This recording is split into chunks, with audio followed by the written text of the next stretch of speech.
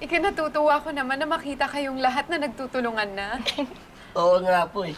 Iba po talaga pag merong teamwork, di ba guys? Tama. Thank you rin po kasi binigyan niyo kami ng second chance to do what's right. Natuto na ako sa pagkakamali ko noon. Ano pong pagkakamali? Hindi ko binigyan ng pangalawang pagkakataon si Barda na magbago noong maging makalat siya. Kung hindi ko siya pinaalis agad, marahil mabuti pa rin kaming magkaibigan ngayon. Eh, ginawa niyo lang naman po yung para sa ikapabuti ng marami po eh. Tsaka, may chance pa naman siya magbago. Di pa uling lahat. Like us. Tsaka ngayon po na alam na ng mga tao kung paano nyo kami pinoprotektahan, for sure magkikare na rin sila sa environment. Oo. At sana din magbago din ang isip nila. Dahil kahit may superpowers tayo, di rin natin kakayanin linisin ang buong mundo, talunin si Barda at yung mga Bardagun pa. Kaya kailangan ng kooperasyon ng bawat isa para maipanalo natin tong laban na to. Teka. Paano natin gagawin? Paano natin sila kukumbinsihin? May idea ako.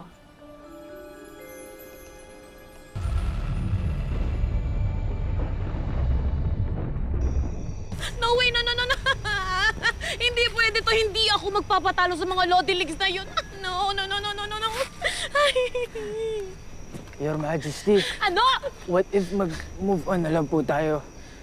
Hindi ko po kasi bet maging popsicle uli. Ang popsicle sinasabi mo? Oo nga po. Marami namang planet sa universe. Ano na lang tayo magkalat?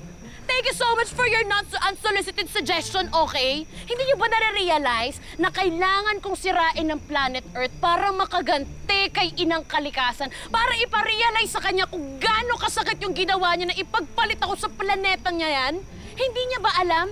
Yung mga taong akala niyang pinakamamahal niya, kasing kalat din natin ang kakalat ng mga human beings na yan. Hindi sila naiiba sa atin, so hindi yun nare-realize yun. Alam niyo ba kung saan ako nanggagaling? Pinagpalit niya yung friendship namin eh. Palibasa kayo, wala kayong friends! Wala kayong friends!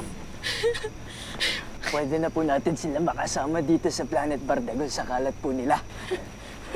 Pero, Your Majesty, paano pag yung Lodi League po, yung loser squad po nila, maging winners?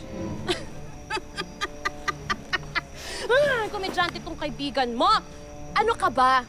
Hindi na magbabago yung mga Lodi Leagues na yan. Once a loser, always a loser. And that's not sa English yon. Hindi sila magbabago ever. Oh, yung Lodi League!